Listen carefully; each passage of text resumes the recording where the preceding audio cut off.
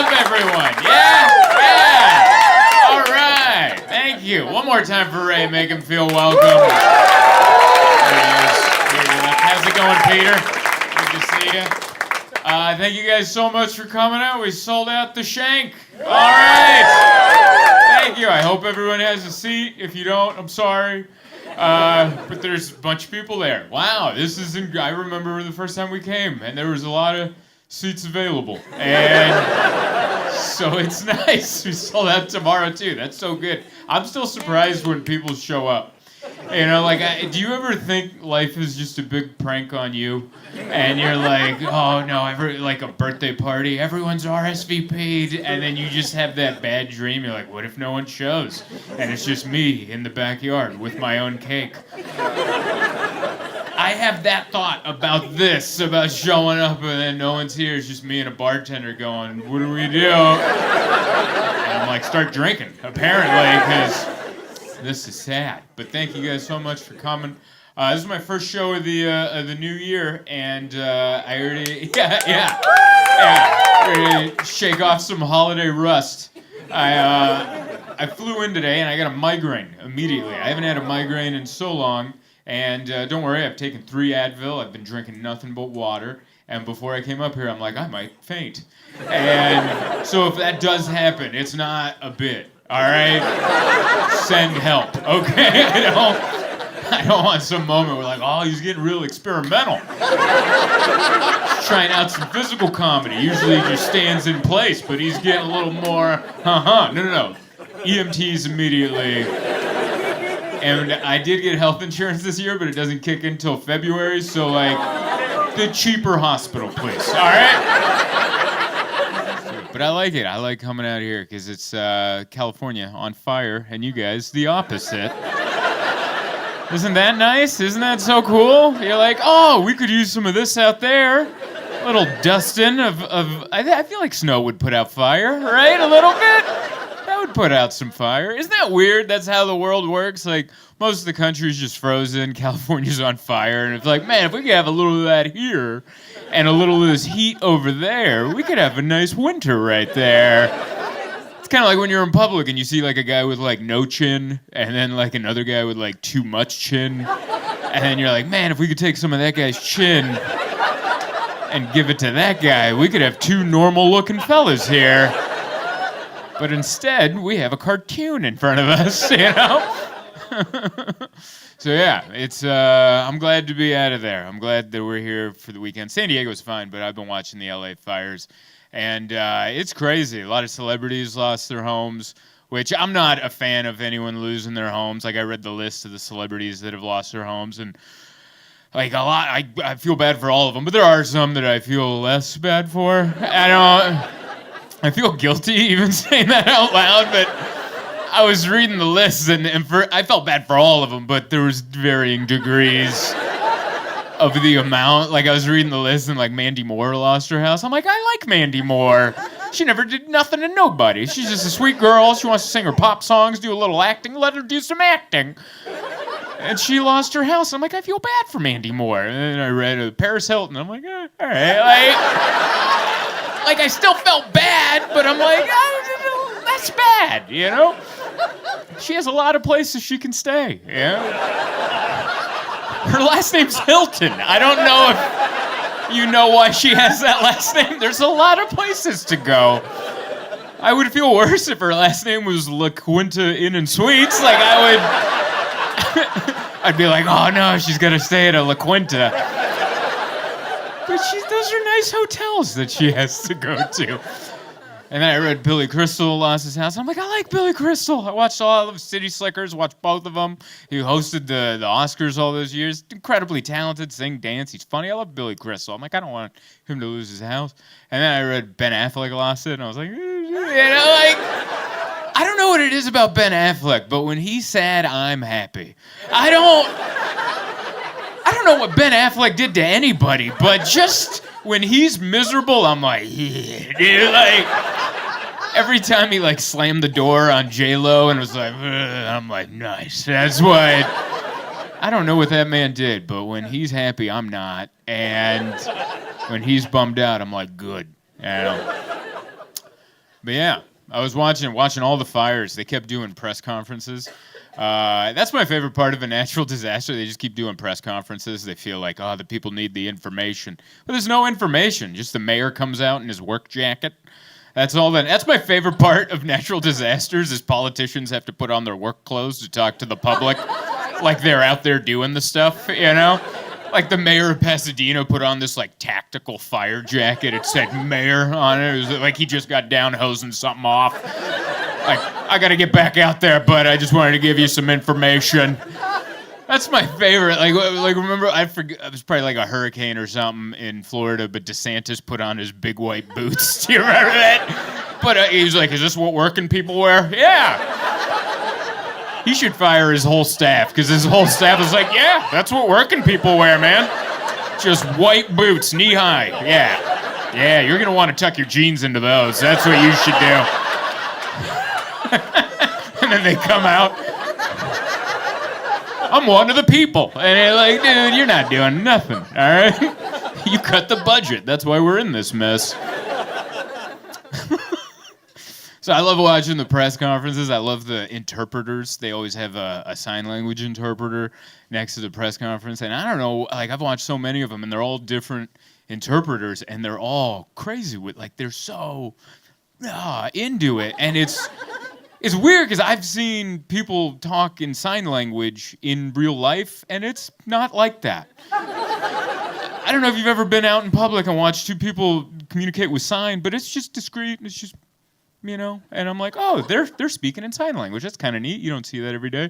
But in the press conference, it's just blah, blah, blah, blah, blah. It's almost like condescending. I think like it feels like they're mocking the person talking. Like the mayor's like, we have help coming. Oh, they have help coming. Like it's like their version of an eye roll, you know? Like there's nothing we could have done to prevent it. She says there's nothing they could have done to prevent any of it. I'm glad you guys laughed at these. Might be easier because it's snowing outside. I don't know. I thought of these on the plane right out here. Man, it's been a wild year. And we just got started. We're like 11 days in. 11 days in, and it's already fires and drones and terrorists. I didn't know they had New Year's resolutions. Did you? We're like, well, I'm going to the gym tomorrow. Like, I gotta do something horrible tomorrow. And you're like, you're not supposed to have New Year's resolutions. That's for us. There's terrorists out there. I didn't know the guy that blew up the Cybertruck in front of the Trump thing. Remember that? I forgot that there can just be bad terrorists. Like, you can be bad at terrorism. Like, he tried to hurt lots of people. He killed nobody but himself. He barely hurt the truck. I think the truck's gonna be okay. I think they're like, yeah, we'll put a new tailgate on it. That'll be all right. Like, that's so embarrassing. I wonder if he's embarrassed, like, in the afterlife. Like, he's like, I wonder if the other terrorists give him a hard time. Like, you didn't even kill anybody. And he's like, I tried. Like, can you imagine that? Like, you give up your life, you're like, oh, I'm gonna kill everybody, then boom, and then all that happens is like an insurance adjuster comes out. Everyone's fine. There's just a State Farm car parked, taking photos, writing in his clipboard, yep, here's your check. You can fix your awning. You'll be all right. It'd be so embarrassing, man. Oh. Yeah, so that's been the year. That's so far. We're 10 days in, and I hope it gets boring quick. I hope every day from here until the arrest just be boring. I'm ready for a good boring year of like, what happened? Nothing. Just weather, and then it was fine. I don't know. We're just gonna keep giggling until it comes here. I'm glad we don't own. That's what I was glad. We rent a place, and I'm like, and the people say don't rent because it's bad. You're throwing your money away, which is true. But if the house catches on fire, I'll be like, well, get out of there. And then once we leave, we're like, hey, I guess we're done there. And then mosey on. Good luck with that, Judith. It's my landlord's name, Judith. She's a nice lady. I don't want her to be stuck with a bill, but also, you know, 'tis the risk of homeownership. But yeah, I've had a great time here. I came in yesterday, and I like it. It feels warm. You guys feel like a flannel shirt. That's what Milwaukee feels like. I've been here like 4 times, and I just feel comfortable. I just want to put on a flannel shirt and get a beer. I want to watch a game. I wish I'm enjoying doing the show, but also if we didn't have a show right now, I'd love to be at a bar looking at a giant TV and just eating cheese curds and having Miller High Lifes. And I'm like, hell yeah, dude. Like, you guys, Wisconsin is the most alcohol consumption, I believe, in the universe. I think that was an article that came out in the news. They're like, no, we went to other planets, and they're not even close. But here's the thing, though. You guys keep it chill. Like, it's not a wild city. You guys are hammered, but everyone's just, hi. You guys drink like you keep it together, like, because if you don't, someone's going to make you stop or something, you know? That's how you guys drink. Like, I got a buddy back home. He drinks a ton. My buddy Dane, he drinks a lot, but he's never a problem. And I'm like, how are you never a problem? And he's like, I just don't want my wife to make me quit. So I always keep it together. And I'm like, that's what they're doing in Wisconsin. That's an entire state of people keeping it together. And I'm proud of you guys. I'm proud of you for doing that. But yeah, had a good day. Went to, I'm not staying at this hotel, but I had breakfast there. I keep getting the name wrong. The Pfister. Yeah, we went over there. I'm not staying at that fancy hotel, but I'm down the street, and I was looking up a breakfast place, and I'm like, I'll go to another hotel to have breakfast. I have no shame in leaving my hotel. And they're like, would you like the free continental? I'm like, no, I'm going to a better one right over there. So I went over there, beautiful hotel. They got the painting on the thing. The restaurant was wonderful. Like, it was very slow service. I think they only had one server, and this poor lady had to work with everybody. And then I looked, and it was like the most elderly restaurant I've ever seen. Everyone was like in their 80s and 90s, and they all knew the server. They're like, oh, yeah, this is my son, blah, blah, blah. And I'm like, did I accidentally walk into like a retirement home lunch? Like, what? That's what it felt like. Like, I accidentally, and I'm like, I'm not sure that I'm not. I'm sure they just sat me. They're like, oh, he must be waiting for his Nana to come down from upstairs. I'm like, did I walk into the wrong place? Oh, man. But yeah, had a good day. Did a lot of nothing. That's what I did. I thought about going to the gym, and then I didn't. But that counts, right? If you think about it, I packed 2 days worth of workout clothes. Like, I was going to work out yesterday and today. None of that happened. I'm going to be bringing back 2 very clean pairs of workout shirts, and my wife's going to be like, wait, you didn't work out? No, we had a FaceTime call at noon, and that blew my day. I was thinking about going to the gym, and then she called me, and we FaceTimed for 30 minutes. I'm like, well, that's the gym right there. I was going to walk on the elliptical for a minute, you know? That was a big yawn you just let out. Good Lord, did you just get out of work, buddy? I thought you were laughing at me saying, what's that? I work third shift. I woke up a couple Oh, hours. dear God, you're a real, I'm guessing this was your idea to come here. Give that man a round of applause. Working graveyard shift. He works third shift too. Why are you doing okay? Oh, you're just genuinely excited to see me, and he works third shift, but it was her idea. Flipped over. You just what? I just flipped over a month ago. What'd you do? I flipped over the third a month ago. You flipped over the You're using insider terms with me, buddy. You're over here using terms that they use at the mill, and I don't know. You're like, I just flipped into third shift a month ago, and I'm like, are we talking about motorcycles? What are we talking about? Where do you work? Asphalt company. You're making asphalt? No, I'm a diesel mechanic. You're a diesel mechanic at an asphalt company. Every sentence out of you is more manlier than the last.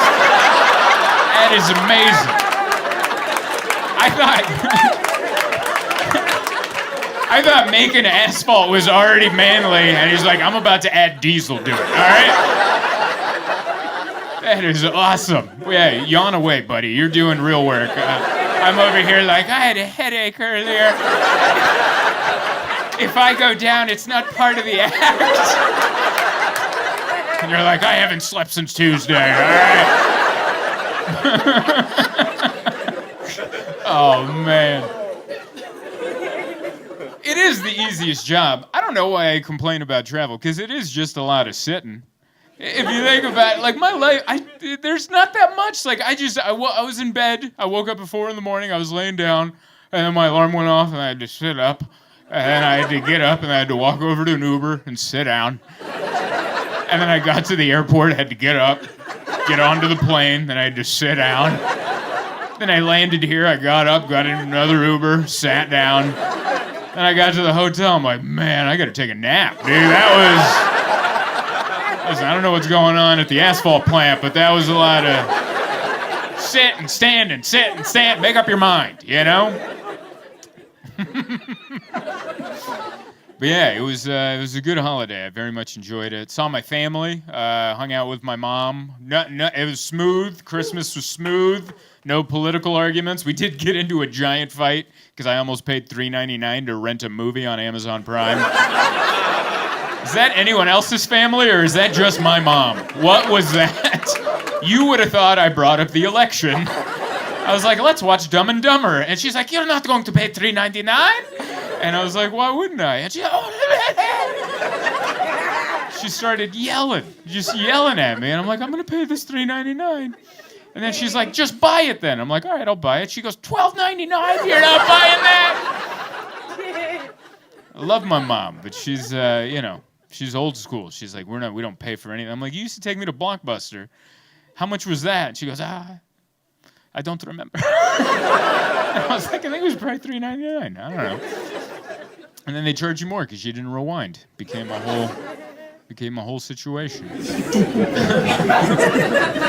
Anyway, last thing I want to say is I want to thank you guys for helping me sell out tonight and last night. That meant a lot to me. It's the most amount of tickets we've sold here in Milwaukee.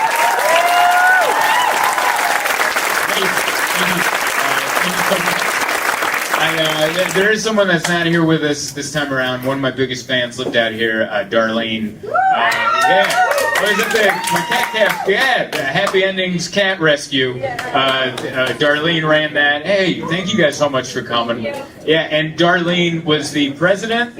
Yeah, she was the president. And every time I would come to Milwaukee, she was the only fan that would email me every couple weeks and ask me how the tickets were selling. And she'd be like, how are the tickets selling for Milwaukee? And I'd give her an update. She goes, I'll tell more people. And just the absolute sweetest person. And she would come to both shows and she would send shots up and just the biggest fan, such a supporter, such a sweet lady. And unfortunately she passed away last year. And so she's not here with us, but she would be so pumped to know that we sold out 2 shows. So cheers to Darlene.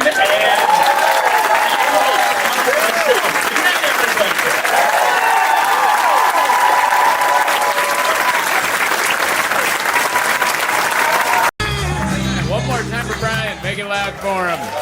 What is up? Hello. We're here. Did you come back? Did I meet you last night? Oh, man. All right. Didn't you give me a business card? Did you? Was your last name Kaszas? No, that was another guy. I got so many business cards yesterday. That's the Calgary hello. Hello, I'm a respected business individual here. I'm serious. I got 4 business cards, and one guy just gave me a business card because his last name was the same as mine. He's like, I know you've met a lot of Zoltans, but have you met another Kaszas? And I'm like, no, not really. He goes, wham! And I'm like, Rob Kaszas. Hell yeah. He's in financial advice or something. Thank you so much for coming back. Some of these jokes will sound familiar. Just a heads up. I'll do my best to mix it up, but I'm not a damn magician, all right? I didn't do that much today, okay? There's not much to talk about. I don't have a car. I'm stranded here, all right? There's... What did you want me to do? Go to Enterprise? Where do I go? I love this hotel because it's the closest I get to my room's right there, and I take the elevator down. It's beautiful, but then without a car, the middle of the day is... it feels like a sentence, you know? I get some time in the yard tonight. Tonight I get to go out, and I know I could have gotten an Uber or something, but that seems like a lot. You know, because then I got to have a plan and then go do something, and I don't know. I'll just hang out here. That's what I did. I just hung out. I didn't eat at the restaurant today. I ate there yesterday. I don't know if anyone else is staying here. A lot of events going on. There's an 18-year-old's birthday party going on in the lobby.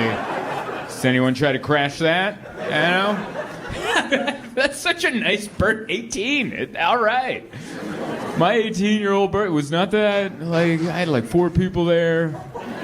We went to a strip club, because that's like the age that you can go in the States is 18, and we went, and like, look like we belong, or just... We did not look like we belonged. I remember we got kicked out. I didn't know you had to tip everybody. I didn't know that. But yeah, no, it's beautiful here. We went and had some food yesterday. It's very nice. I don't know if you had food here. It's good. A lot of elderly people. That's what it was. It was just nice. Everyone's nice. A buffet. It's a bunch of people. It's very good food, good conversation, a nice hack and cough in the corner. I don't know if you've ever had dinner with the elderly, but that's just par for the course. That's part of it. Someone off to the side, not far from you. You wish further, but pretty close. Just in the middle of... Ah! No one checking on him. His wife not even looking up from her plate, just like, that's just how he enjoys iced tea. There is an age where, like, they stop checking on you. I've noticed that. Like, if you cough like that 20 years younger than that guy was, people are like, call a medic, he's choking on his meat. But if you're a certain age, you're like, he's got it, I don't know. Doctors have quit, you know. No one's even trying. I had an exciting day. You didn't hear this on yesterday's show. I slept in. I couldn't fall asleep last night till like 3 a.m. or 4 a.m. I don't know. I slept in. So I slept in till like 11:30. And I usually wake up before my wife, and I shoot her like a good morning text. And I didn't because I was sleeping. And so she texted me a bunch. She called me a bunch, and I didn't answer it. It's on silent. And then so she called the hotel to do a wellness check on me. And so I got a phone call. I'm like, what the hell is that?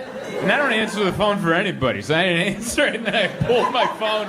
It's 8,000. Are you okay? I'm getting worried. And then I FaceTimed her, and she's crying. And I'm like, what? She's like, I thought you were dead. And I'm like, even if I am, what are you calling people for? They can't. Let me sleep off the dead, you know? And so that did not make her feel better. She's just so worried, you know? Sometimes she gets in her head, she has a bit of the anxiety like I do, and she just goes on it. And I got to watch. That's why it's funny how texts are timestamped. I got to watch her spiral. 10 a.m., good morning. 10:30, whoo, my baby's sleeping in. 11, I'm getting worried. 11:30, I've called the hotel and I'm sobbing with the cats. It's like an hour and a half. And then I talked to her about it. She's like, I was so worried. I was like, how do I break the news to his mother that her son is dead? And she's like, I'm going to move back to Toronto. What's the point of living in the States? I only love you. I got to move back to Toronto. Then my family's going to be closer. I was going to call me over for dinner. And I was like, you went down that spiral in an hour and a half? You mentally moved. You moved. You broke my mother's heart. You moved back to Toronto. And I was just in a bed in Calgary going,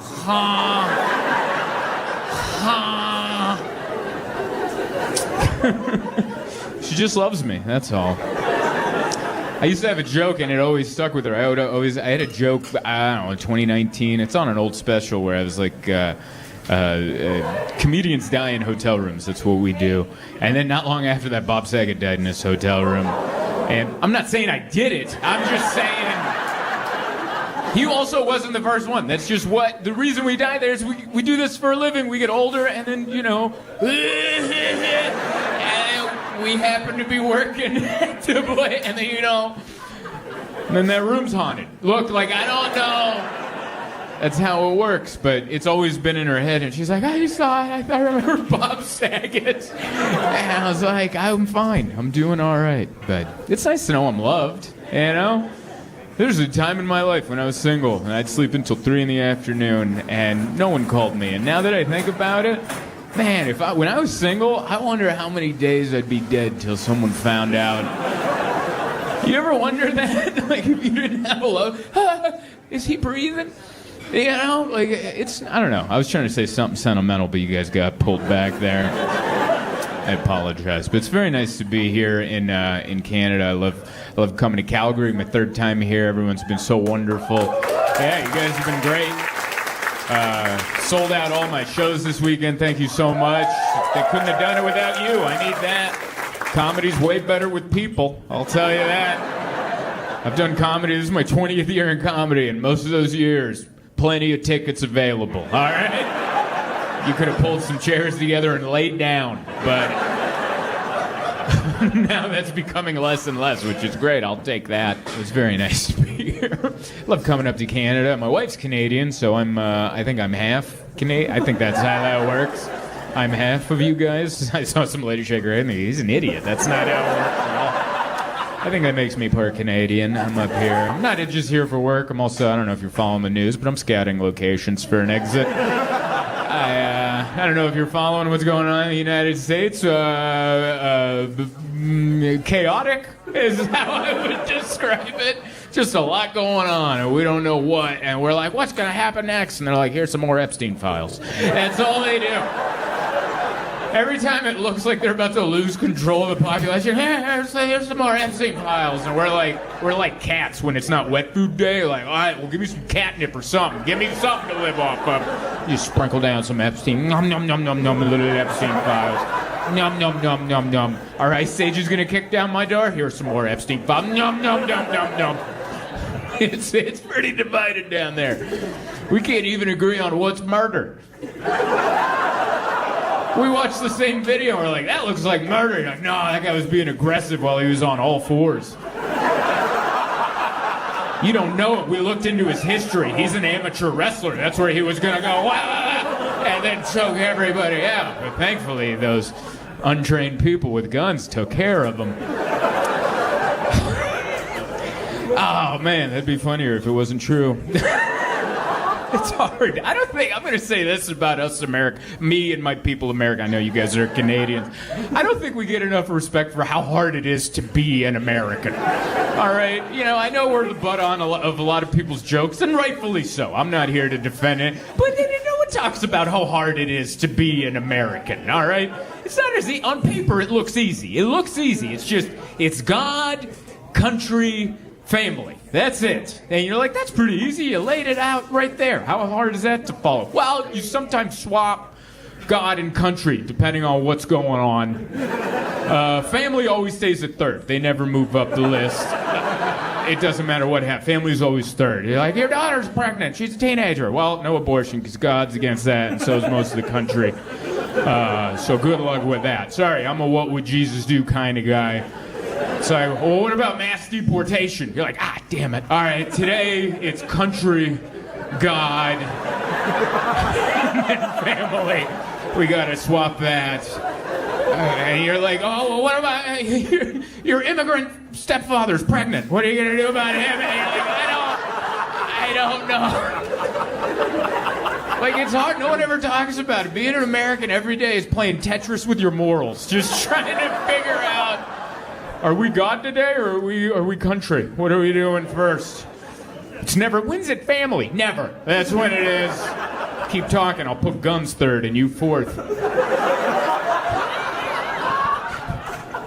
It's hard. It's hard to be an American. But it's fun. I don't know. It's exciting. There's always something to watch on the news. That's good. Took over Venezuela. That was fun. It was fun to just watch him say the word Venezuela. I love it when he says multiple syllable words. Because it always sounds like he's saying them for the very first time out loud. Like he's reading them in the back and they're like, do you want to practice, Mr. President? No, I'm just going to hit it out there. Venezuela. Are you teaching people to say it? Venezuela. There's words I'm excited to hear him say. I saw on the news we have an armada. That's how they describe the Navy ships that we sent to Iran, and I'm like, God, I want to hear him say that out loud. We have a wonderful armada. I love the syllables he chooses to enunciate. It's fun.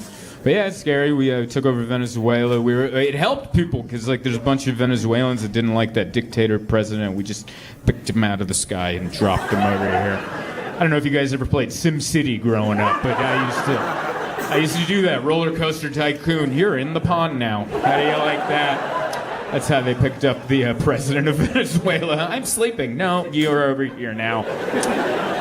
And we're like, oh, that's good. We got the people of Venezuela are liberated. And then they're like, they also have a lot of oil. And I was like, oh, and they showed a graphic on TV of the countries with the biggest oil reserves. I never looked into that. I just assumed it was the Middle East. I thought that's where all the oil comes from. No, they're Saudi Arabia's 4th or 5th.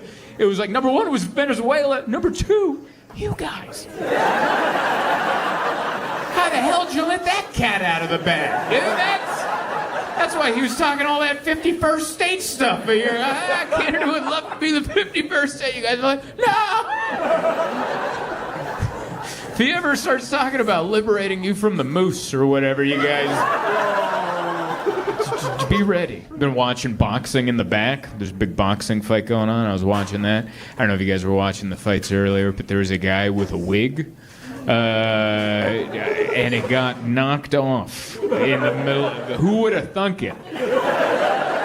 This guy got hit and they missed and it went cling and it just peeled it right up.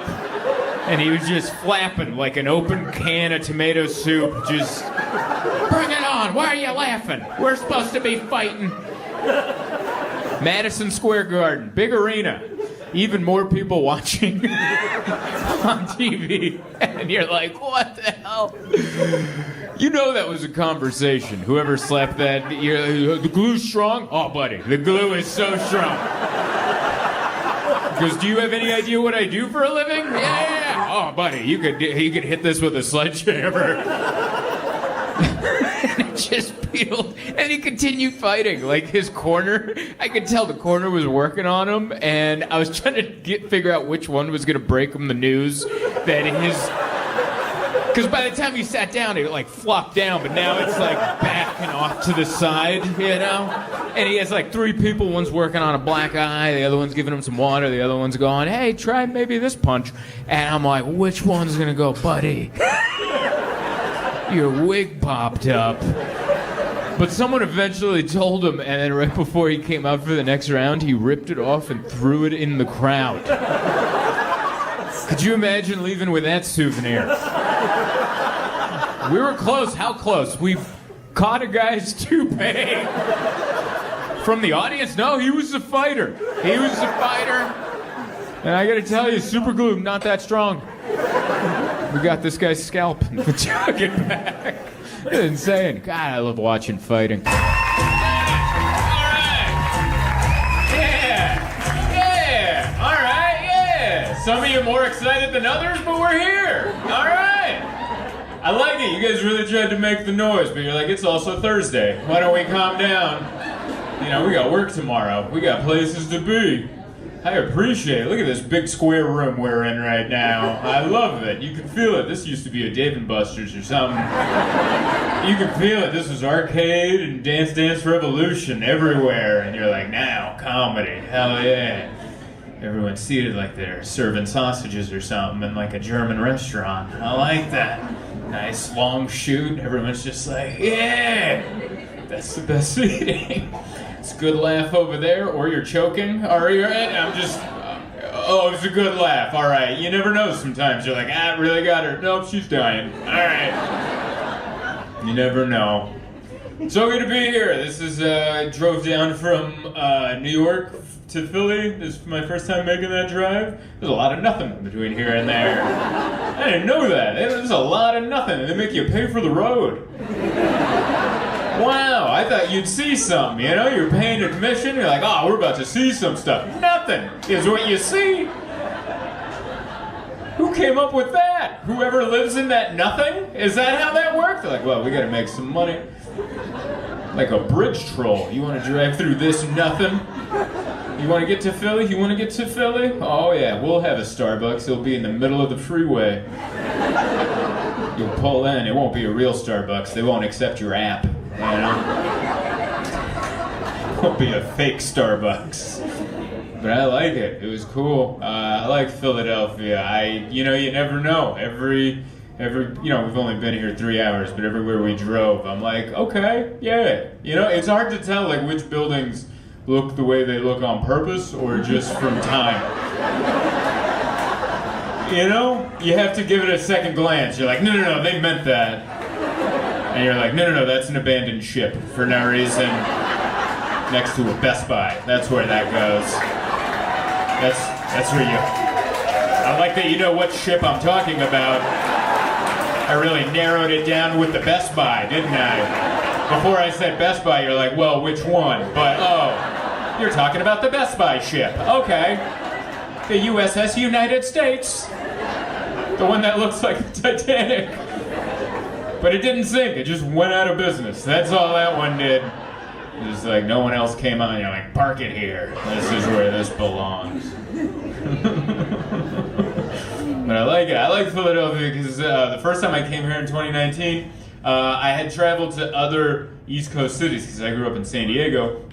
And all the other East Coast cities, they tell you, when you're from the West, they're like, all right, be careful because they're rude out there. They'll just come in, they're a little aggressive, so be ready. And then I went to like Boston and I was just waiting for people to be aggressive, and nobody was. Everyone was just nice and like, welcome to Boston. I'm like, all right, I like that. Went to New York, I'm like, no, totally here. And then we came to Philly and I'm like, there it is. There it is. Here I am. Sitting there, terrified of a barista. I went to a nice coffee shop and the barista was like, what will it be? And I was like, all right, I see what's going on. Hey, we're here. Happy Mother's Day, everybody. How is it? Yeah? Yeah, we're here. Some people are wooing, some people's arms are crossed, some people are just a hearty thumbs up. I appreciate that. That's the perfect, yeah, I am here. Things are good. It's like I felt like a waiter. Like, no? Thumbs up? All right, you're good. I'll come check on you later. It's very nice to be here. Thank you so much for coming out. Mother's Day, right? This day started at 10 a.m.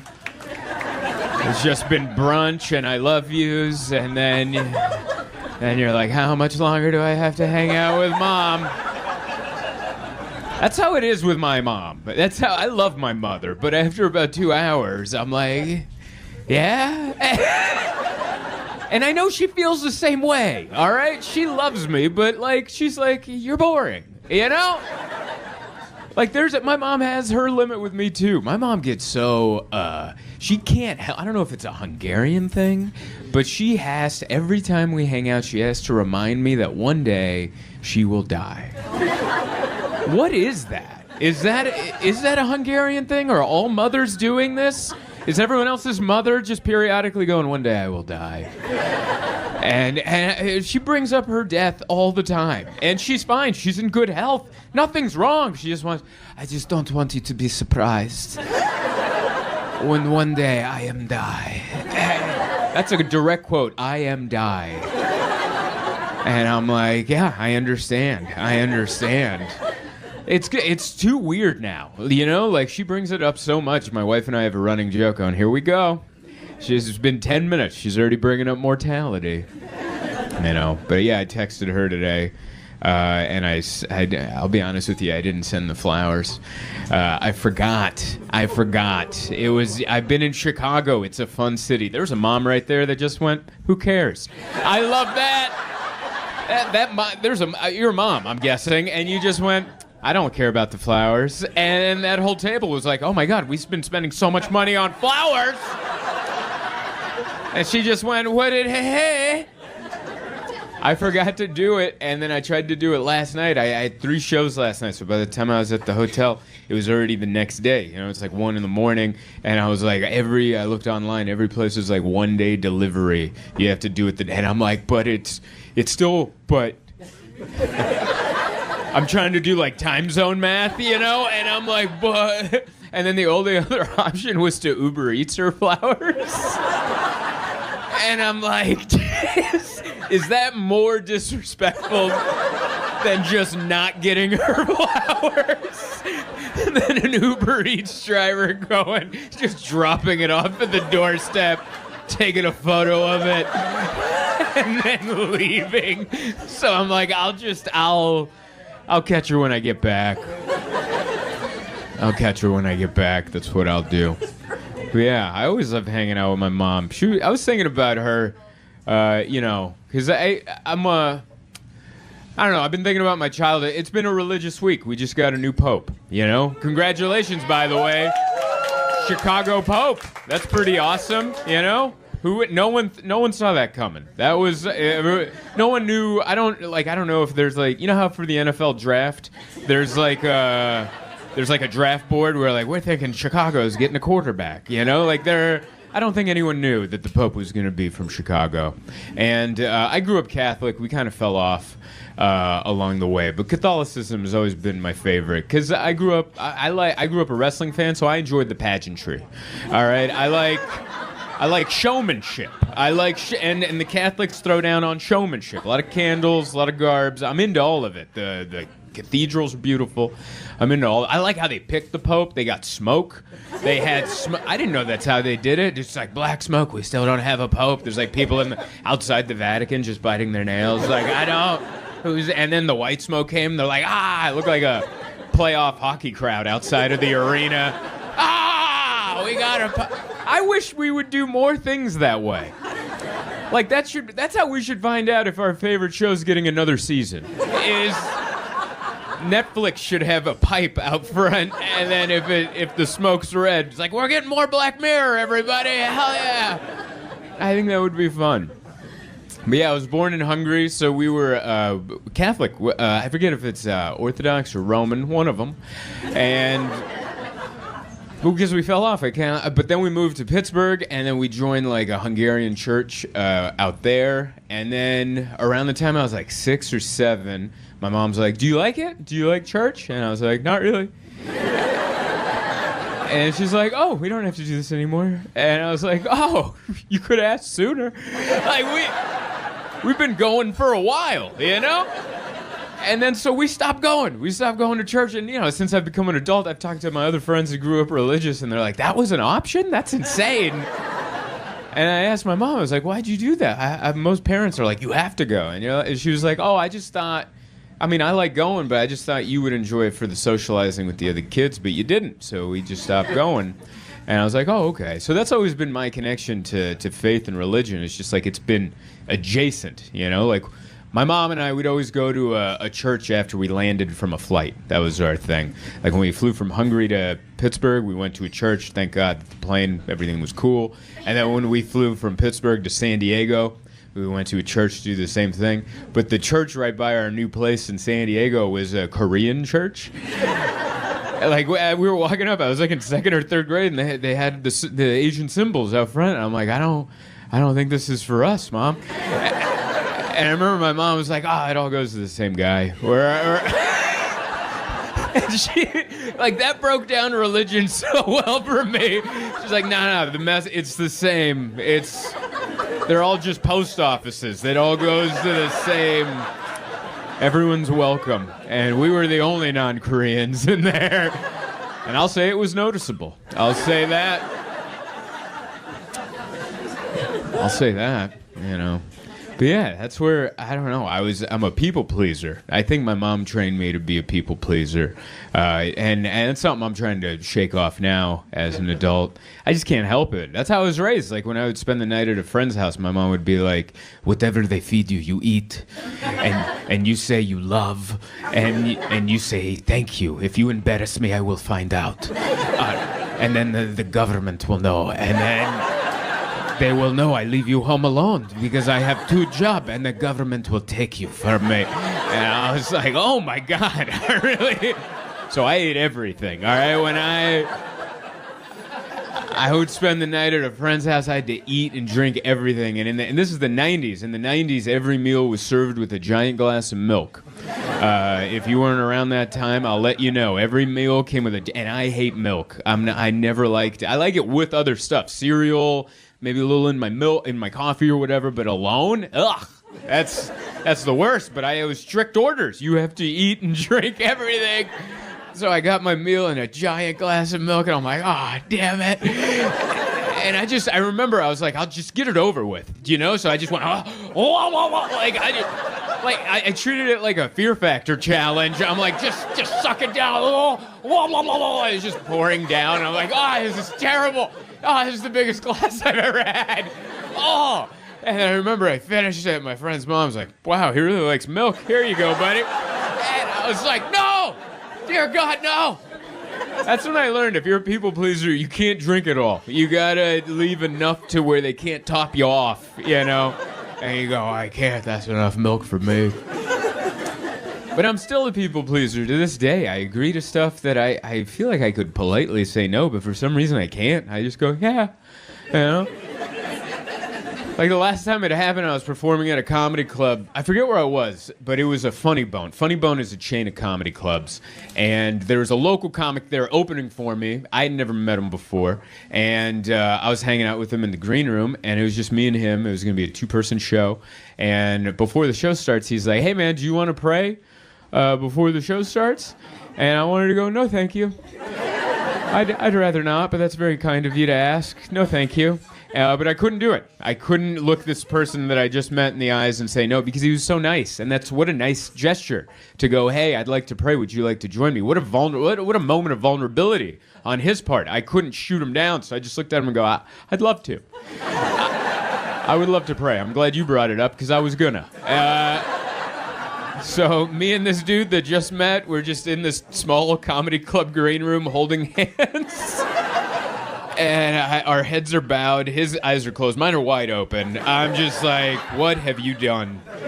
This is your fault. You could have politely said no. You don't have to keep agreeing to this. And I remember while we were praying, a server walked in and saw what was going on. And I looked up and she just backed out. And I was like, man. And he had a nice prayer, you know. He was like, hey, you know, Lord, like, you know, look over us and make sure, you know, if you could make sure we have a good show tonight for the people. And I was like, I don't know if you can pray for that. And I don't know the rules, but that seems petty. You can't pray for a good show. There's so much going on in the world. You're wasting that guy's time with this. What if like someone's getting washed away by like a flash flood or something? And he's like, dear Jesus, help me. And then he's busy dealing with our nonsense. Can't help that guy, you know? But all in all, he had a nice prayer and he finished it, amen. And then I said, thank you for that, because I don't know what you're supposed to say at the end of a prayer. So I just said, thank you for that. That was good. Because the only other times I prayed is when I was a kid at my friends' houses for dinner, and then amen. I'd be like, all right, bring on that milk. But there was no glass of milk to force chug, so I just said thank you for that. And then we went out, we had our shows, and we both had really rough sets. We did not have good sets. I don't know, I watched him have a bad set, and I was like, oh boy. And then I went on, and 30 minutes into my hour, I was like, well, I guess God doesn't come to the Funny Bone. I think he was rescuing someone from a river. He was busy. So, yeah, that's been my relationship with that, but I like it. Yeah, I don't know. Well, I've had a really fun week. I love coming to Chicago. I've been coming here for 10 years. I really enjoy it. I love it. I like your city. It's beautiful. I walked to your lake, the lake walk there, with I don't think that's what it's called, but that's what I did. They had a walkway there, and I walked by the lake. Some people rode bikes. Some people ran. I walked. That's what I did. It was beautiful. It was a nicer day today than yesterday. Yesterday I went out, and it looked nice, but it was deceiving. And then I went out and I'm like, this isn't nice. This is terrible. The sun's out, but it was just freezing cold. And I looked out my hotel window and I saw people in shorts and t-shirts. I'm like, hell yeah! So I put on a short and a t-shirt and I went outside. And it was just, and I'm like, oh dear! My nipples tore through the shirt. Like it was. I was like, these liars, what are you doing out here? I had to run back inside, put on a winter coat. It was fun. It was fun walking around yesterday watching people trick themselves into thinking it was a nice enough day for their activities. I walked down the street, it was all just women in dresses just freezing, waiting in line to get into like a brunch. They're like, oh, and the web maitre d's like, inside or outside? Oh, patio, please. That's where we want to sit. This is great. Just a tornado of croissant dust, you know? It was way too windy for any of that. Yeah. I love it. I'm staying down the street over at the Hotel Lincoln. Staying over there. It's a very nice hotel. The bar's nice. The lobby's nice. The rooms, you could stay away from those. I don't know what's going on with the rooms. I can't tell if they mean it or... You know those hotels where you're like, is this part of the design? Or is that blood? Like, what is that? It's one of those hotels where you're like, is this being kitschy or is this a cigarette burn in the lampshade? I don't know. It's a weird, I don't know. They gave me a suite. I knew the hotel room was going to be bad when they immediately upgraded me to a suite at check-in because I have no affiliation with, that's a Hyatt hotel. I'm a Marriott guy. I have no status with Hyatt. And they immediately were like, oh, we're giving you the suite. And I was already like, oh, that's their way of letting me know, hey, we're giving you the best room. So if you don't like it, don't complain. All right? That's their way. I've checked into a lot of hotels. I know the little tricks. Like, oh, we're giving you the best room in the complex. And you're like, why? You know? It's because you don't want... One time I had a guy give me a cookie. He gave me and it wasn't a DoubleTree where it's like part of the brand. It wasn't one of those. This is just some cookies he made at home. And he's like, I upgraded you and you want a cookie? I brought a cookie. And I was like, man, you really don't want anyone to complain. So I took my cookie up to that roach infested room. But no, this room, no roaches. It's fine. It's just like everything's wrong, you know? I have 2 showers, but they're both wrong. Like both shower curtains are too small in different ways.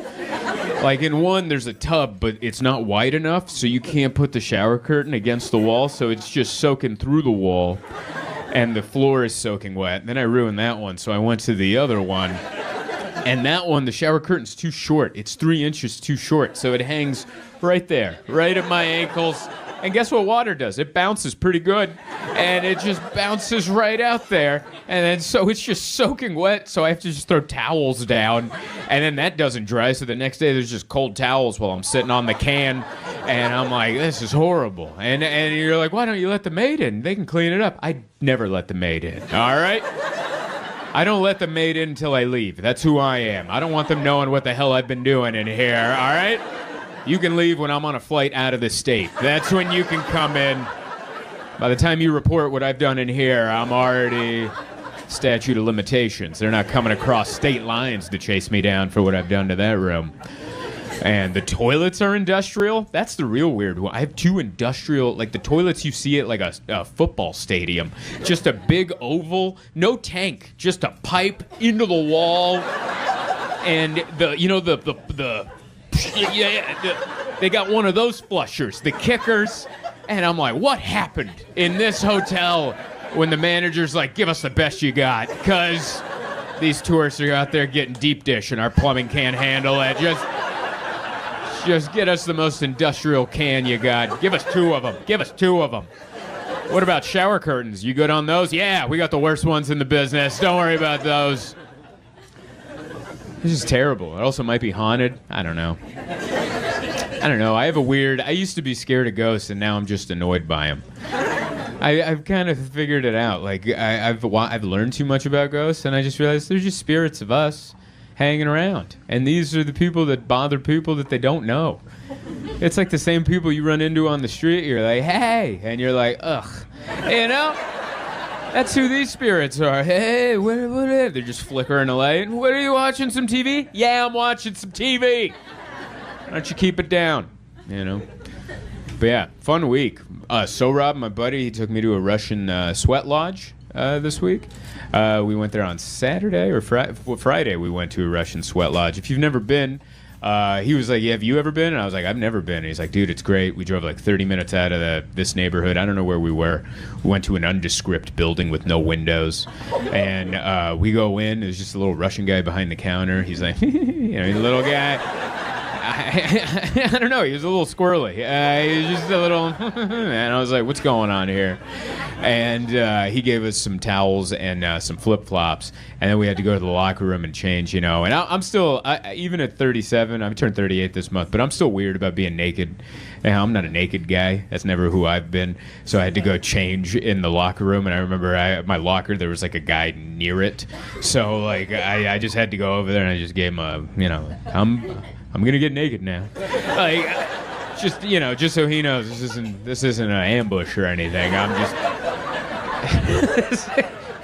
it's about to happen. It's so hard to start, isn't it? It's so hard to start to get naked in public. Like, I know how to undress at home in my own privacy. I don't even think about it. I just undress. And then when I'm there and there's other people, I'm like, how do you do this? Like, I forget how to start. And I'm like, I guess I'll take my sweater off. And then my shirt came with my sweater. I'm like, oh, no, not yet. Not yet. I wasn't ready for that. And then my shirt. Oh, but now I don't have a shirt, and I got to bend down. I don't want people to see that. So then I put it back on. And let me do my shoes. And it was such a thing, And I went with Sorab. Sorab's my friend, but we're not naked friends. That's a special level of friendship, to be naked. So we went to the locker room and we just had a polite understanding where we just faced the other way. And we're like, I'll talk to you later. And it was weird. It was like a naked duel that we were doing. We were just back to back. We did 10 paces. And I'm like, yeah, I gotcha, buddy. And then we went over there. We went into the sauna.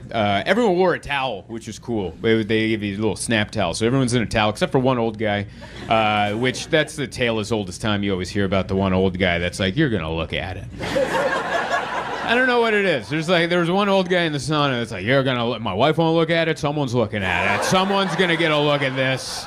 And the sauna was tiered. Like, there was levels, and he picked balcony. So he's up. How you fellas doing? Not good. I'll say that. And so we did the sauna, then we did the cold plunge, then we did the sauna, did the cold plunge. So we just went hot. It was like we were training for climate change. I don't know what it was, but it was relaxing and painful all at the same time. And then after we did that a few times, Rob was like, hey, you want some soup? And I was like, what? And he's like, do you want some soup? And I was like, now? And he's like, yeah, they serve soup here. And I was like, why? Why would they serve soup here? And can we get it anywhere else? I'd like to go anywhere else to get soup instead of here. And he's like, no, you're going to love it. I'm going to tell him to get us some soup. So he goes to the squirrely guy and he goes, hey, 2 soups. And the guy goes, right away. And he runs into the kitchen. And I'm like, it's not even a different guy? That's the guy that was handing out the flip-flops and the towels. Now he's in the kitchen lighting up the burners to heat up the soup. And I was like, it was so weird to eat soup in there's a guy in a hot tub right there. He's in water. I'm looking at soup, and I'm like, it's different water, right? Where did this water come from? I had chicken soup, and I'm looking at the chicken, and there's a naked guy in a tub right there. And he's like, how's the soup? And I'm like, don't talk, dude. Eerily similar. It was if you did it fast enough, you're like, man, that's a weird thing, dude. I've had meals in weird places. That reminded me. It reminded me years ago. I remember I had lunch at a strip club. Not knowing. I landed in Portland. This is a thing in Portland. They have a strip club known for their steaks. I didn't know that. I landed, and my buddy Corey was like, hey, man, you're in town. You want to go get lunch? I'm like, I'd love to. They're like, oh, dude, they have good steaks at the strip club. You down for that? And I was like, sure. And the reason there was a miscommunication is in San Diego, there's a steakhouse called The Strip Club. And so I was like, oh, apparently it's a chain, and they have one in Portland. I was like, hell yeah, man. So then he picks me up and he takes me there. We get there, we're in the parking lot of a strip club. And I was like, oh. And we go inside, and it's still just a strip club at 1 PM. So there's nobody in there. Me and him just walk in. There's like one girl, and she wasn't dancing until she saw us. She's like, oh, well, what's up, fellas? Hey, it's a party in here, just in time, you know. She had to put her phone down and start dancing. So we sit down, we're like right in front, right by the stage. We put our orders in, and you know, she's over there dancing, and then I'm like, yeah. And then the food came, and I thought like when the food would come that she would like, you know what I mean? Get the hell out of here. There's food over here. And she didn't. She was still like over there, and I'm like, hey! Like when you go to Costco, the guy at the deli counter with a beard, they make him put a hairnet on. This lady's butt naked. And I'm like, get away from the steaks. What are you doing? Does the health department know about this? You can't be this close. Hey! This is what happens when you're a people pleaser, all right? You end up, you never speak up for yourself, and you're like, this is fine, I guess. You need to work on that, man. I need to work on that. We'll work on so much. I don't know. I keep learning things about myself, and the more I learn, the more upset I am. You ever learn something about yourself? You're like, could have gone without that. Didn't need to know that. Could have lived the rest of my life and been fine, you know? Like, I read the comments on social media. That's a thing you're not supposed to do. You're not supposed to read the comment section, but I can't help it. My face is there. I'm going to read what people are saying. And I get this comment a lot under my videos. They're like, that guy's on cocaine. And I'm not. And I want to write, I'm not. And then I'm like, wait, let them think I'm cool. You know, if they think I'm that cool, let them think I'm cool. What am I coming in to tell them that? And then the reason they think that, because I keep reading, they're like, his jaw is locked up. He talks from the back of his mouth. And I was like, what? And so now I'm watching my own videos. Watching my own mouth going, oh my God, is that weird? Do I talk weird? Is that weird? And it's so bizarre. That's why you shouldn't read the comments, because now I'm looking at my own mouth going, Is that how I talk? And then recently, I had my dentist appointment. I went to my dentist, and this isn't a new dentist. I've been going to this dentist for a while now. And after my cleaning, you know, they come in and do a quick exam before they let you bounce. And he comes in, and this time when he's doing the exam, he goes,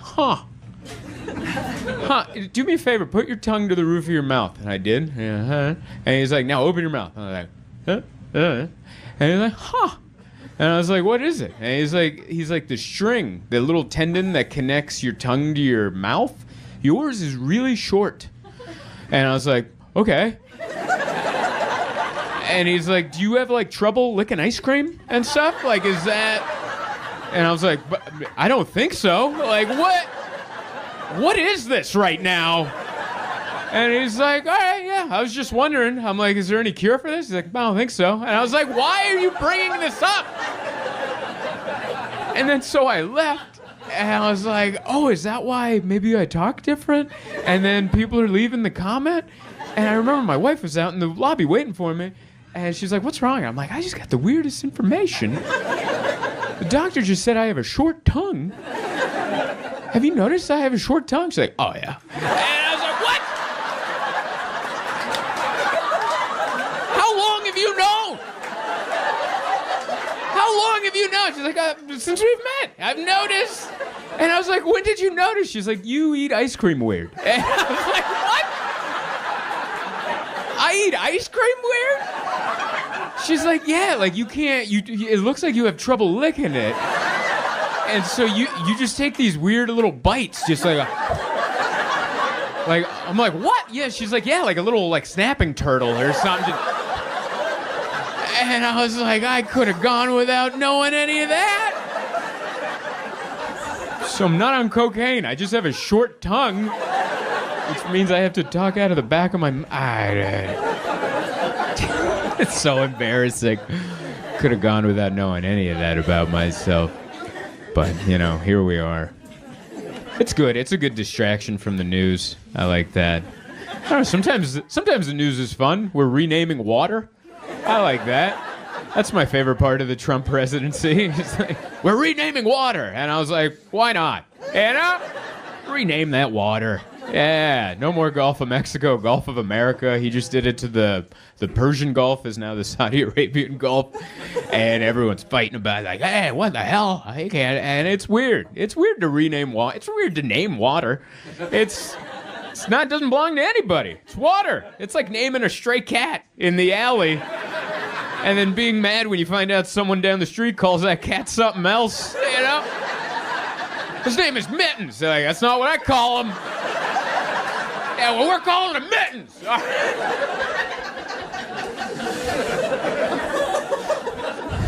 We own Google Maps. We're calling him Mittens on Google Maps.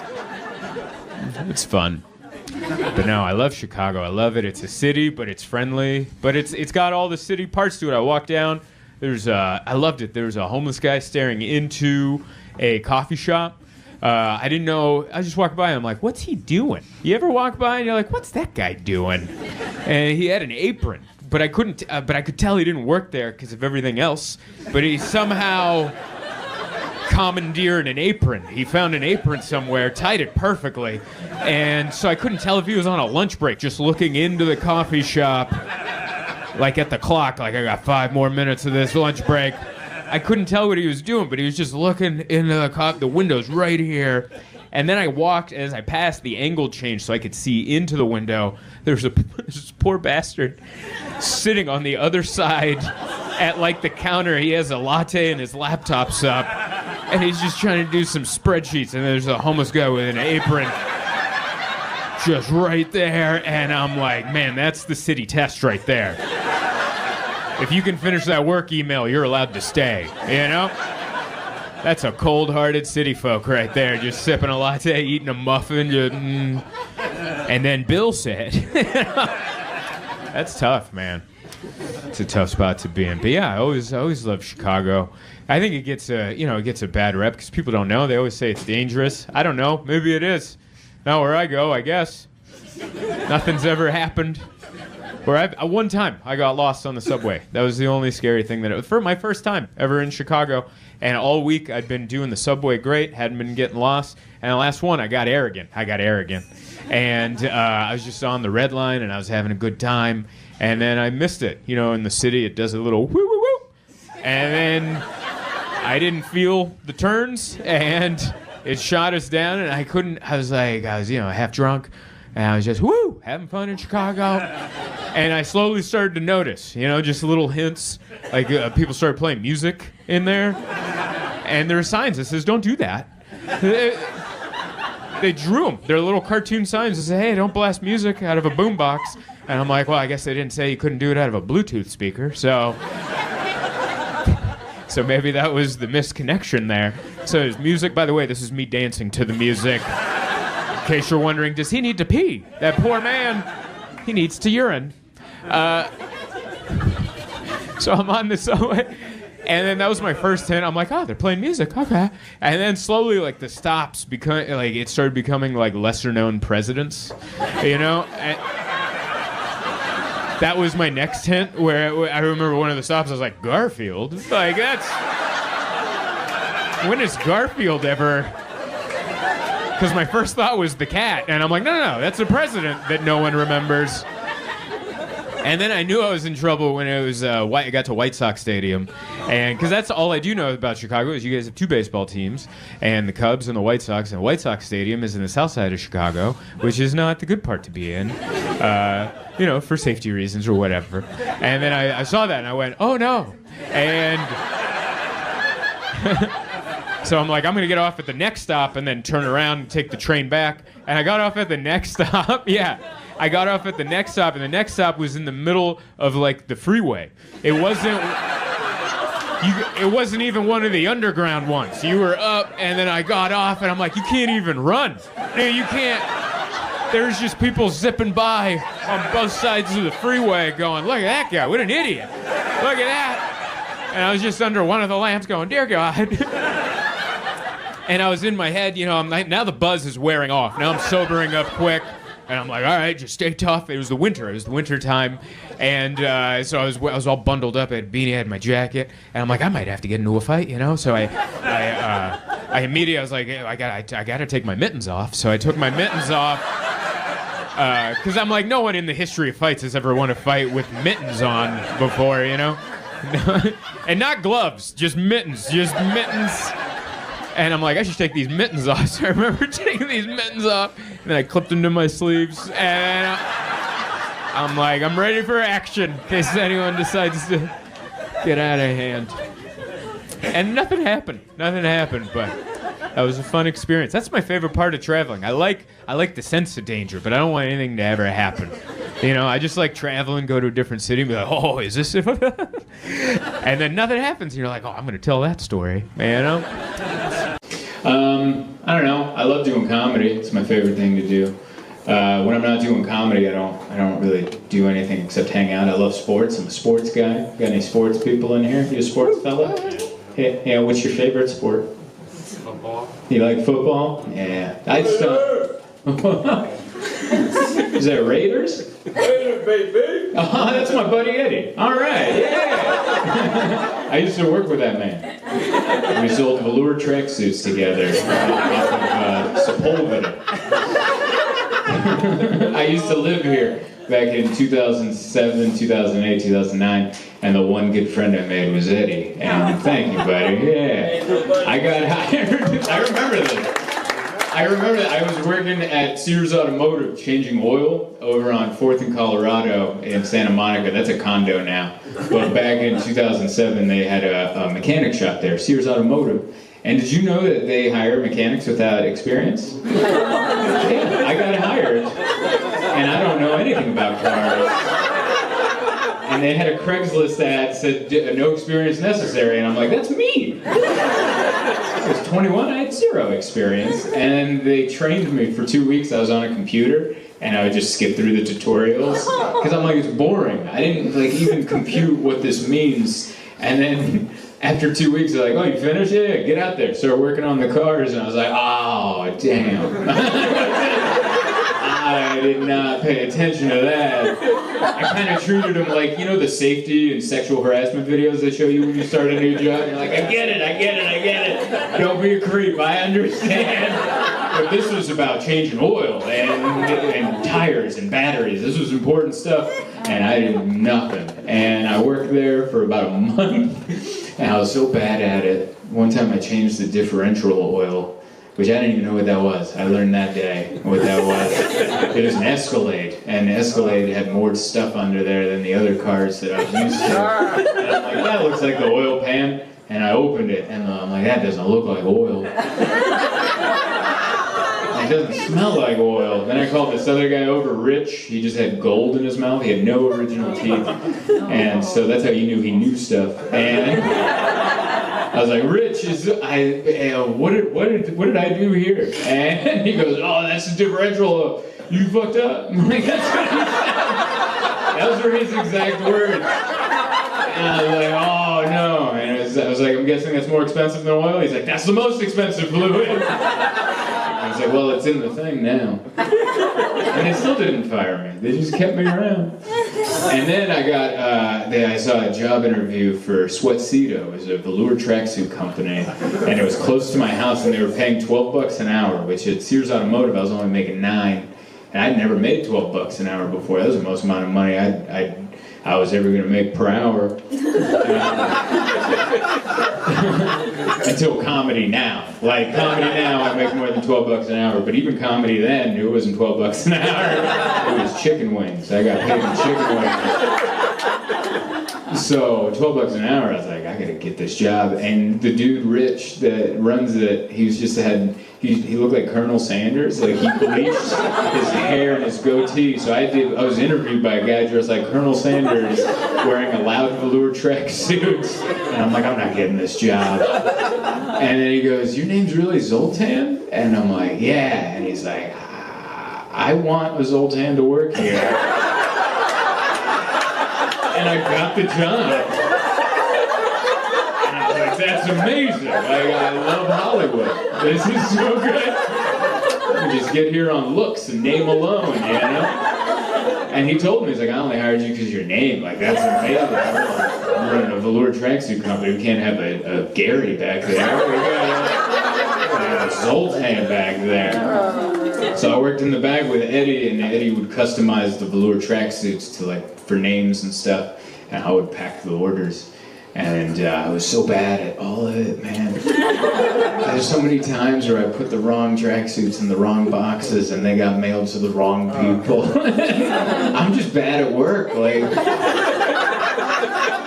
I tell people all the time, this is the only thing I've ever been even kind of good at. And people are always like, no, you have more to offer. And then I tell them some of these stories and they're like, yeah, stick with this, man. You can do it, dude. Like, I believe in you, you know? But yeah, that was good times working at the velour tracksuit company. They're doing good. Okay. That was the end of that story. Very much enjoyed it. Never good at any of my jobs. They would keep me around because I was funny. Like, I worked at a medical supply warehouse in Orange County. And I remember one time, I turned 21, and I wanted to go to Vegas to celebrate my 21st birthday, so I scheduled the trip 6 months in advance. And then, like a month before my trip, they're like, we're having a mandatory inventory on that Friday that I was supposed to leave. And I told my manager, I was like, dude, I already booked the hotel. It's my 21st birthday, I'm going to Vegas with my friends. And he's like, it's a mandatory inventory, you have to be there. And I was just like, I had a moment of self-righteousness. I'm like, I ain't coming. I turned 21 once, and I'm staying at the Stratosphere Hotel. I'm gonna go have a great time in Las Vegas. And so I didn't go. And then I came back that Monday, and my buddy Robert that was working there, he's a good buddy of mine, he got called into the office, and they fired him. And he came by, and he's like, I got fired, and he said goodbye to everyone that left. And I go, what'd you do? And he goes, I was an hour late to inventory. And they fired him. And I was like, I didn't show up at all. And then for the rest of that day, I was just waiting to get fired. I was just waiting. I'm like, maybe now. Maybe they're going to let me have lunch. And then they're going to fire me. Maybe after lunch, they'll fire me. And then they never fired me. And then the next day I came back, and then I'm just waiting, and I'm like, they're still not firing me. And then Wednesday, still nobody's firing me. And then one of the assistant managers I was good with, and I was like, hey man, you guys fired Robert. And they're like, yeah, he was an hour late to inventory. And then he goes, then he realized, he goes, you didn't even show up? And I was like, shut up, dude. Like, I don't think people have noticed that I wasn't here. And he goes, I'll look into it. I'm like, not too hard, but just bring it up lightly, you know? And so the next time they had a big managers meeting, Jason Clark, this big dude, he was like the foreman of the whole warehouse, he brought it up. This dude brought it up, and he goes, hey man, you fired Robert for being late to inventory. Zoltan didn't even show up. And Jason goes, Zoltan? He's hilarious. We can't fire him. And that was an exact quote. I remember I called my mom up and I told her that, and my mom's Hungarian communist, like blue-collar worker, and she was so sad to hear that I've been able to entertain my way into a job. Sometimes it's not good to be the best employee, just be the most likable, you know? Show up late, but make people laugh, and they're like, no, he's good for morale, you know? It makes people like being here. It's true. It's true. Like, if I had a company and this dude was 15 minutes late every day, but, like, he made people chuckle, he'd be like, all right. He's a good guy. He's also saving us money. We don't have to pay him for that 15 minutes. I actually said that to my manager once. He goes, Zoltan, you've been 15 minutes late every day for 2 weeks. And I go, yeah, but I'm clocking in then, too, so I'm still getting the same amount of work done, and I'm saving you guys, like, how much time a week? And he goes, just show up on time. Solid points, man. I just don't have the work ethic. My mom, she has the work ethic. My mom's communist, Hungarian. And I got a job. The proudest she ever was of me was in high school. I quit the football team to get a job as a waiter at a retirement home. And she was so proud of me. She's like, oh, my boy is going to work. Oh, her heart was so full. I'd bring home like an A on a test, and she'd be like, that's nice. But when I got a job, she almost cried. She's like, my boy is going to go to work. Oh. And then I came home after that first week, and I'm like, I hate my job. And she goes, Zoli, just think about your paycheck. And I'm like, that ain't helping. It's not doing anything for me. She's like, that's what you have to just think about your paycheck. And I'm like, I just didn't have that mentality. I've never been motivated by money. I think that's why comedy was so lucrative to me. It was so enticing. They're like, there's no money over here, come on over. I'm like, hell yeah. You have me there, man. You guys are a good group, man. I really appreciate you coming out to this show. You know, it's Friday the 13th. You walked up, you saw the building, saw the clientele, and you walked in, and I appreciate that. There's plenty of times, man, especially in this city, there's plenty of times when no one would come to see me, you know?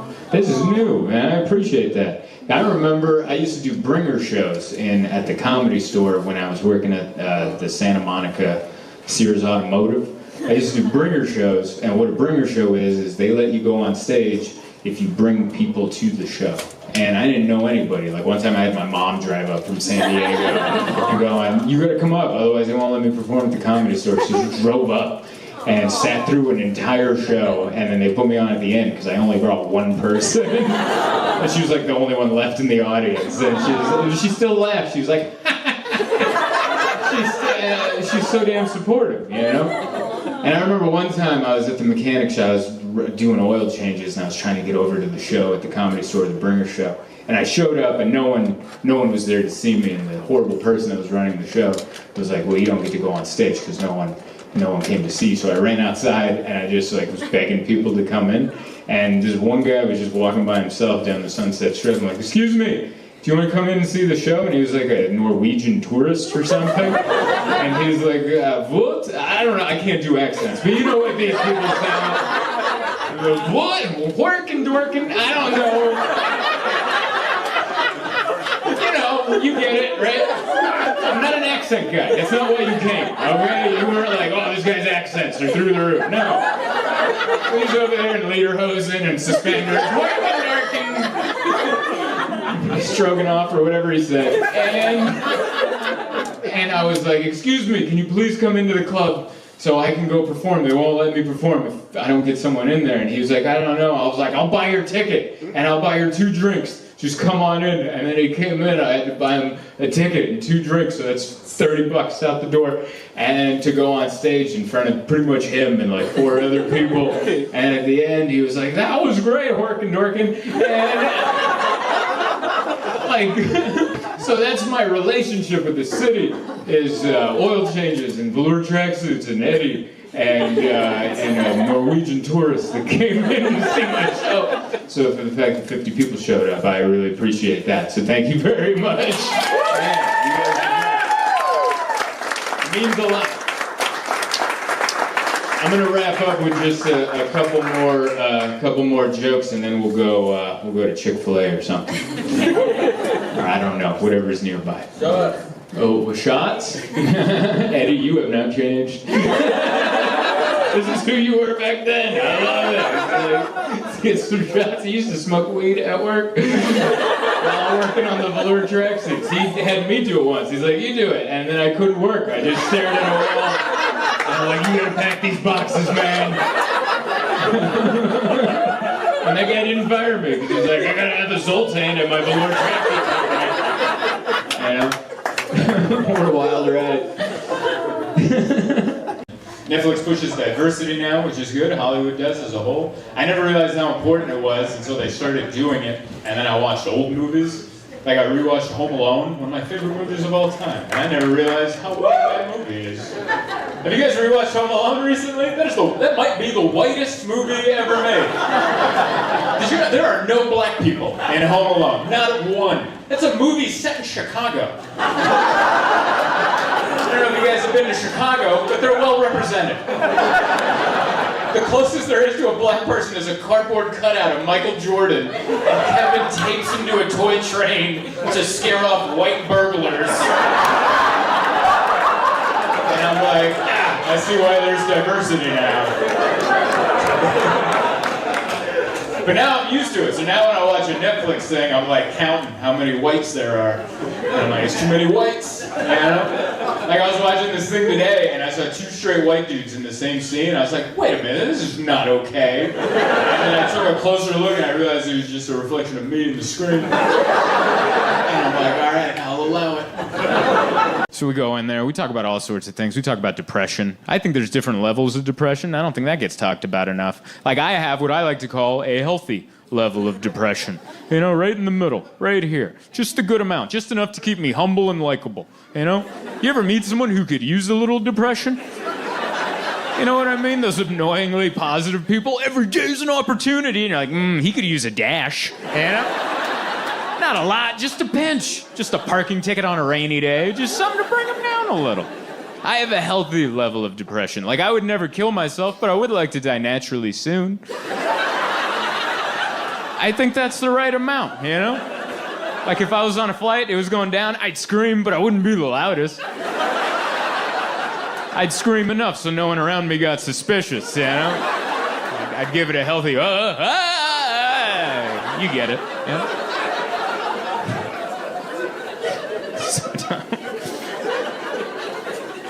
Damn. It's good to get to know yourself. Because I didn't know so much about myself. Like, I used to make fun of millennials until I did a Google search and realized I am one. And then I pulled back hard. I was like, oh, they're all right. Come on, you guys. Why don't you take it easy? That's exactly who I am in a nutshell. I'll make fun of a group of people until I realize I am that group of people. And I'll be like, come on, you guys, why don't you back off a little bit? Be a little more supportive. If I did have to pick on millennials, I think our biggest issue is that we're too self-aware. We know exactly what's wrong with us and why, except we're not getting any better. We just know, and we're very open with telling you. Too soon, too. I'll just meet somebody, hi, I have anxiety. And you're like, that is way too soon, all right? That is for tomorrow. That's if we see each other again tomorrow. But they don't even let you chime in. They just jump in like, I have anxiety because when I was 8, my brother locked me in a closet and kept me there all weekend. It's like, all right, well, what are you doing about that? Nothing. I'm telling you so you can work around it. And you're like, fair enough. All right. But I guess I'm the same. Like, I found out in therapy that I have anxiety. I didn't know that. I thought I was just being polite all these years. You guys ever confuse politeness with anxious? That's what I've been doing my entire life. I had no idea until I was in therapy and she was like, give me a public setting. And I was like, all right. Like when I'm on a plane and we're deboarding, I count the rows. And in my head, I'm like, all right, when that lady gets up, I'm going to get up. I got my bag over there. Don't forget that bag's over there. Oh, my wife's bag is over there. Don't forget that. And at that point, my wife would be like, is everything okay? Are you all right now? And I'm like, shut up. Are you ready? You need to be ready. And she's like, what is happening right now? And I'm like, it's our turn. There's no time. We got to go.